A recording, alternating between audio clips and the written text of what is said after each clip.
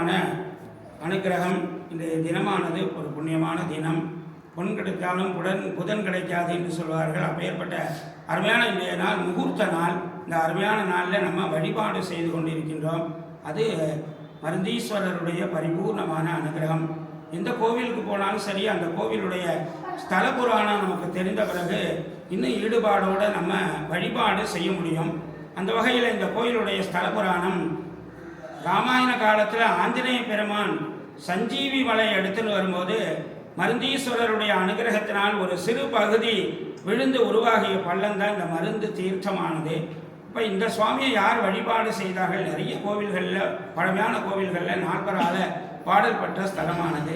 இந்த கோவில் தேவலோகத்தில் உள்ள மருத்துவர்களால் வழிபாடு செய்த சுவாமி. அந்த தேவலோக மருத்துவர்கள் நசத்யா, தசரான்னு சொல்லக்கூடிய 2 பேர் மருத்துவர்கள். அவங்க மருந்து அரைத்த குழவியை இங்கே பிரதிஷ்டை பண்ணி சுவாமிகிட்ட பிரார்த்தனை பண்ணிக்கிறாங்க. என்ன பிரார்த்தனை பண்ணிக்கிறாங்க அப்படின்னா, இங்கே வந்து வழிபாடு செய்யக்கூடிய பக்தர்களுக்கு ஆரோக்கியத்தை கொடுக்கணும், நோயை நிவர்த்தி பண்ணணும் அப்படின்னு தேவலோக மருத்துவராக இருக்கக்கூடியவங்க பிரார்த்தனை பண்ணிக்கிறாங்க. அப்போ ஒவ்வொரு ஊரில் ஒவ்வொரு நாமதேயத்தில் சுவாமி எழுந்தருளி அருள் பாலிக்கின்றார். இங்கே நோயை குணப்படுத்தக்கூடியவராக, ஆரோக்கியத்தை தரக்கூடியவராக, சமஸ்கிருதத்தில் ஔஷதபுரீஸ்வரராகவும் தமிழில் மருந்தீஸ்வரராக எழுந்தருளி அருள் பாலிக்கின்றார். இங்கே விநாயகர் மருத்துவ பிள்ளையார், சுவாமி மருந்தீஸ்வரர், அம்பாள் மருத்துவ நாயகி, பிரகன் நாயகி. இந்த தீர்த்தம் மருந்து தீர்த்தம். இந்த ஊர் பேர் மருந்து பள்ளம். மருவி மருங்கு பள்ளமானது 5ம் மருந்தாக இருக்கக்கூடிய ஸ்தலமானது. அப்போ இந்த ஆலயம் யாரால் கட்டப்பட்டது அப்படின்னா, தஞ்சையை ஆண்ட மன்னர் சரபோஜி ராஜாவால் கட்டப்பட்டது.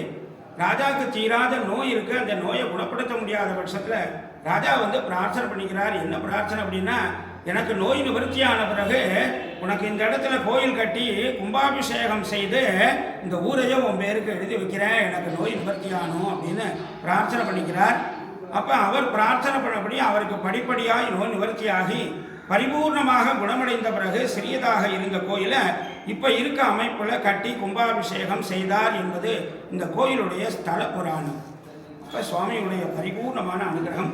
இந்த கோவிலுக்காக 5 ஸ்லோகங்கள். இந்த 5வது ஸ்லோகத்தினுடைய கடைசி வரி என்ன அப்படின்னா, க்ஷேத்ராகமன மாத்திரேன, இந்த கோவிலுக்கு வந்த உடனேயே ரோகநாசம் அவாப்புணியாது, வியாதிகள் நிவர்த்தி அடைகின்றது அப்படின்னு அதனுடைய பொருள். அதை நம்ம இங்கே கண்கூட பார்க்குறோம். வாராந்திர விழாவாக ஒவ்வொரு வாரமும் சோமவாரம்னு சொல்லக்கூடிய திங்கக்கிழமையில் அதிகாலையில் 4 மணிக்கு நட திறந்து 5லேருந்து 6 மணி வரையும் அர்ச்சனை சங்கல்பம் நடக்கும். அப்போ அர்ச்சனை சங்கல்பத்தில் யார் வந்தாலும் சரி, என்ன கிழமையில் வந்தாலும் சரி, என்ன பிரார்த்தனையாக வந்தாலும் சரி, முதல்ல சொல்லக்கூடியது சுவாமி ஆரோக்கியத்தை கொடுக்கணும், நோயை நிவர்த்தி பண்ணணும், முதல் சங்கல்பம். அதுக்கப்புறம் கல்யாணத்துக்காக, உத்தியோகத்துக்காக, மருத்துவத்துறையில் படிக்கிறதுக்காக வேறு என்ன பிரார்த்தனையோ அப்புறம் சொல்லக்கூடியது. முதல்ல என்ன கிழமையில் வந்தாலும் சுவாமி முதல்ல ஆரோக்கியத்தை கொடுக்கணும், நோயை நிவர்த்தி பண்ணணும். அது மாதிரி உள்ளே போய் சுவாமி நோயை நிவர்த்தி பண்ணணும், ஆரோக்கியத்தை கொடுக்கணும் அப்படின்னு ஒவ்வொரு அர்ச்சனையிலையும் சொல்கிறோம். அப்போ ஒரு வார்த்தையை மறுபடியும் சொல்ல பலித்தம் கூட சந்நிதியில இருந்து சொல்கிறோம். அப்போ சுவாமி அந்த அனுகிரகத்தை கொடுக்கறதை இங்கே பார்க்குறோம். ஒவ்வொரு அந்த வாராந்திர விழாவாக இந்த 5 திங்கக்கிழமை உடம்பு சரியில்லாதவங்களாம் 5 திங்கக்கிழமை வருவாங்க. வந்து வழிபாடு செய்யும் பொழுது 5 திங்கக்கிழமைக்குள்ள இந்த அனுகிரகத்தை சொல்லுவாங்க.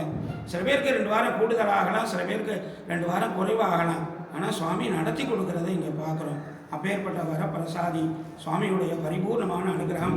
இங்கே வேத மந்திரம் ஒவ்வொரு அந்த 6 மணி ஆனோன்னு ஒவ்வொரு திங்கக்கிழமையும் சூரியன் உதயம் ஆகும்போது பாலபிஷேகம் நடக்கும். எல்லோரும் கூட்டு வழிபாடாக எல்லாரும் கொண்டு சேர்த்துருவாங்க. பால் சேர்த்தோன்னே சுவாமிக்கு சூரிய உதயம் ஆகும்போது அபிஷேகம்.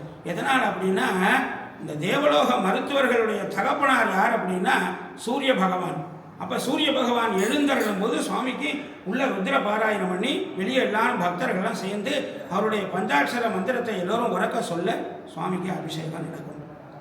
அப்போ இந்த ருத்ர பாராயணம் என்ன எங்கே இருக்குது அப்படின்னா, 4 வேதங்களில் 2வதாக இருக்கக்கூடிய வேதம் எல்லோருக்கும் தெரியும், எதிர்வேதம்.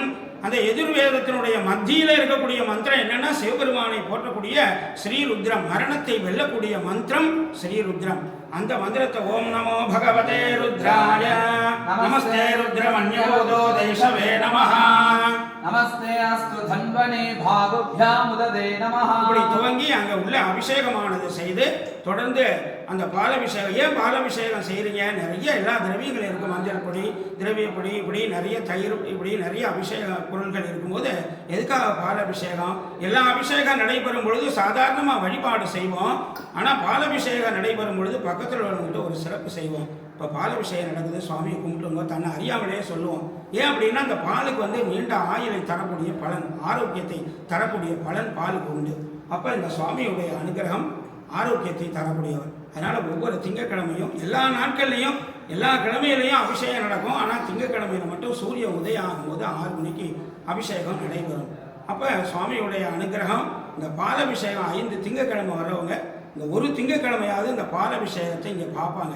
அப்படி பாலாபிஷேகம் பார்க்கும்போது சுவாமி அங்கே ஒவ்வொரு அந்த முதல்ல அந்த வரக்கூடிய பக்தர்கள்லாம், சுவாமி இப்போ சௌக்கியமாக இருக்கும், நல்லா இருக்கும், கல்யாணத்துக்காக வரக்கூடியவங்க, கல்யாணம் ஆகிருக்கு, குழந்தை பேருக்காக வரக்கூடியவங்க, மருத்துவத்துறையில் படிக்கிறவங்க, இப்படி சொல்லும்போது அவ்வளோ சந்தோஷமாக இருக்கும். எல்லோரும் வரக்கூடியவங்கெல்லாம் அவ்வளோ அமைதியாக இருந்து, நாங்களும் அந்த தாம்பாளத்தில் நம்பர் கிட்டத்தட்ட 500 தாம்பாளத்துக்கிட்ட இருக்குது.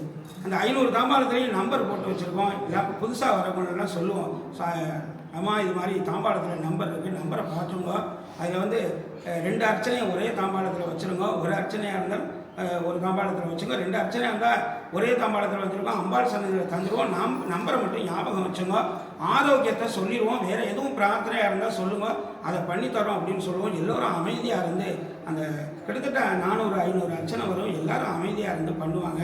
சுவாமிகிட்ட உள்ளே போய் அவ்வளோ பூஜை புனஸ்காரம்லாம் பண்ணி வரும்போது அந்த சுவாமி நடத்தி கொடுக்கறதை இங்கே பார்க்குறோம். எல்லாரும் 2 மாலை, ஏழ்மையாக இருக்கவங்க கூட சுவாமி அம்பாளுக்கு 2 மாலை வாங்கிட்டு போயிடுவோம் அப்படின்னு நினைப்பாங்க. அப்போ அந்த மாலையை அழகாக சாத்தி சுவாமிகிட்ட வஸ்திரம் பிணிய போகக்கூடியது நிறையா வஸ்திரம் வாங்கிட்டு வருவாங்க.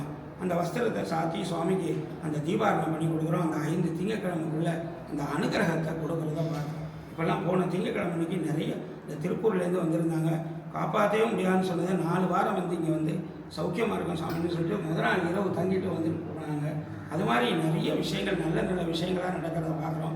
சுவாமியுடைய அனுகிரகம் இங்கே வரணும்னா இந்த அனுகிரகம் இருக்கும்போது தான் வர முடியும். குருக்களாக இருந்தாலும் சரி, இங்கே பூஜை பண்ணுறோம் அப்படின்னு இந்த அனுகிரகம் இருக்கும்போது தான் பூஜை பண்ண முடியும். அப்பேற்பட்ட வரப்பிரசாதி அனுகிரக மூர்த்தியாக இருக்கார். சுவாமிகிட்ட ஆரோக்கியத்தை வேண்டி பிரார்த்தனை பண்ணி கொண்டு நமசிவாய மந்திரத்தோடு தீபாராதனை நடைபெற இருக்கின்றது. பிரார்த்தனை பண்ணிக்க வேண்டியது. நம்ம பார்வதி.